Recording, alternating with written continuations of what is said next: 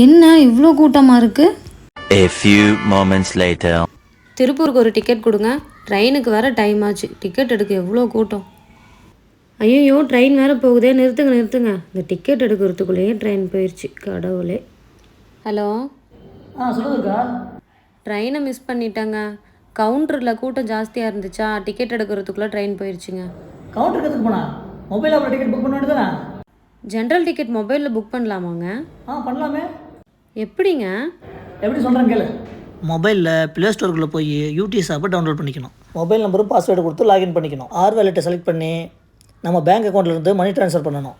100 ரூபா ட்ரான்ஸ்ஃபர் பண்ணால் வேலெட்டில் 103 ரூபா ஆட் ஆகும். 3% நமக்கு எக்ஸ்ட்ரா கிடைக்கும்.